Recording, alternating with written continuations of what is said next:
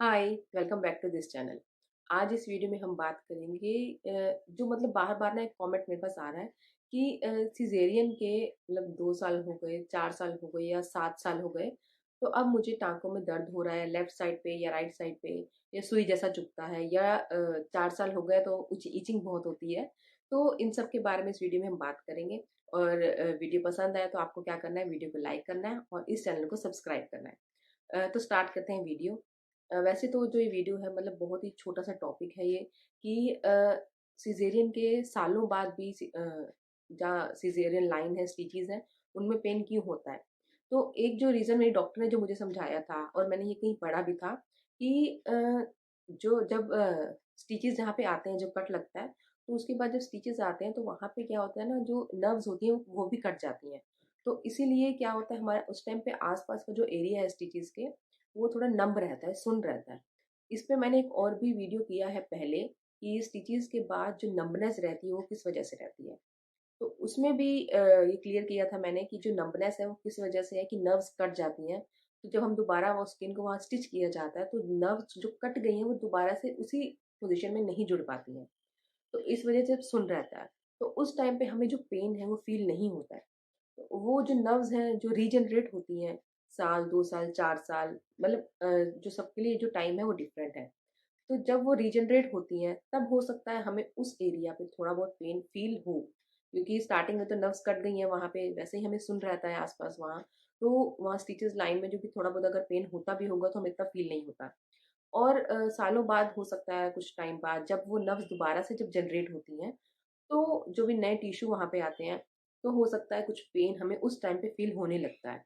एक रीज़न ये हो सकता है और दूसरा रीज़न ये भी होता है कि हमें कभी गैस होने लगता है या कॉन्स्टिपेशन हो रहा है, तो हो सकता है कभी-कभी कि हमें ऐसा नहीं है कि स्टिचेज़ में पेन हो रहा है, तो हो सकता है कि पेट के लोअर साइड में हमें गैस से लेफ्ट साइड में या राइट साइड में कहीं पेन होता हो, लेकिन हमारे दिमाग में क्या रहता है कि नहीं स्टिचेज़ हैं, इस वज़ह से पेन हो रहा है, तो स्टिचेज़ में कुछ प्रॉब्लम हो रही है।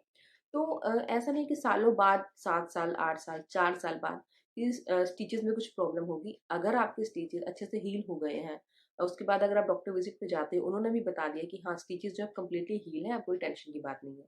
उसके बाद अगर आपको कुछ और प्रॉब्लम भी नहीं आई है, तो ऐसा नहीं कि स्टिचेज़ की वज़ह से ही होगा।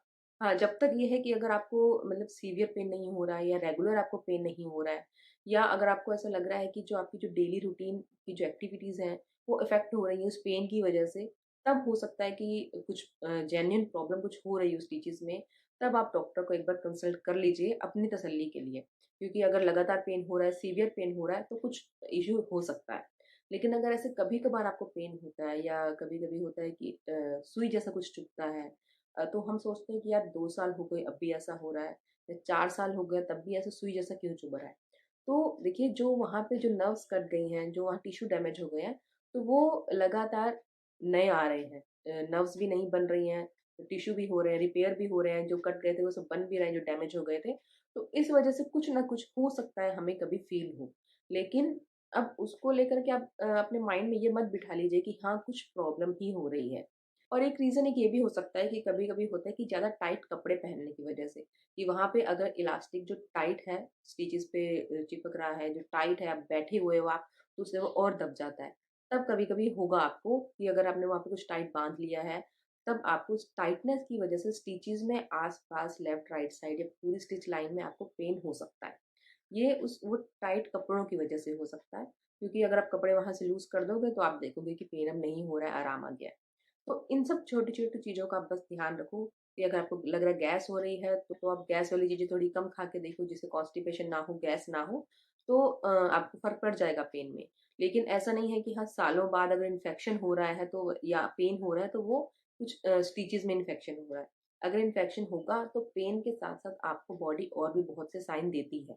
इन्फेक्शन पे भी एक अलग से भी वीडियो किया है मैंने स्टिचेज़ इन्फेक्शन पे और इंटरनल इन्फेक्शन पे भी।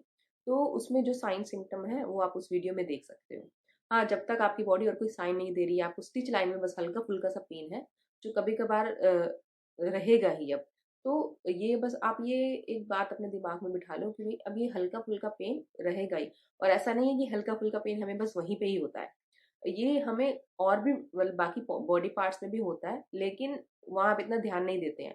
हो सकता है कभी हाथ में दर्द हो रहा है, कभी पैर में दर्द हो रहा है, कभी बैक में पेन हो रहा है, तो वहाँ हम इतना ध्यान नहीं देते हैं। जो हमें पेन हो भी रहा है लेकिन तब भी उसके साथ-साथ हमारी जो रूटीन एक्टिविटीज़ हैं हम कंटिन्यू रखते हैं। लेकिन जब वहाँ स्टिच लाइन में पेन होता है तब हम ज़रूरत से ज़्यादा सोचने लगते हैं, ज़्यादा कंसर्न होते हैं कि कुछ प्रॉब्लम ना हो जाए इस डर की वजह से। तो ये डर अपने माइंड से आप निकाल दो। अगर ऐसा कुछ होगा तो आपकी बॉडी साइन देगी दर्द के अलावा भी। वो साइन आपको दिखे, हाँ, तब कंसर्न की बात है, तब आप टेंशन भी लीजिए, डॉक्टर को भी दिखाइए, सब कीजिए। लेकिन उससे पहले सिर्फ पेन की वजह से या जैसे सुई जैसा चुभ रहा है, उस वजह से टेंशन लेने से कुछ नहीं होगा क्योंकि वो चीज़ें अब नॉर्मल हैं। और इसके साथ एक और भी था बार-बार कि वहाँ मतलब इचिंग बहुत होती है कि 1 साल या 2 साल हो गया तब भी बहुत इचिंग होती है। तो हो सकता है वो हेयर लाइन की वजह से इचिंग होती है, तो उसमें भी ऐसे इन्फेक्शन वाली ऐसी कोई बात नहीं है। सो होप जो भी आपके डाउट हैं, वो इस वीडियो से क्लियर हो गए हैं और वीडियो पसंद आया तो इसे लाइक कीजिएगा और इस चैनल को सब्सक्राइब किए बिना मत जाइएगा। आप मुझे इंस्टाग्राम और फेसबुक पर भी ज़रूर फॉलो कीजिए, लिंक आपको नीचे डिस्क्रिप्शन बॉक्स में मिल जाएगा। Thank you for watching Indian moms nest.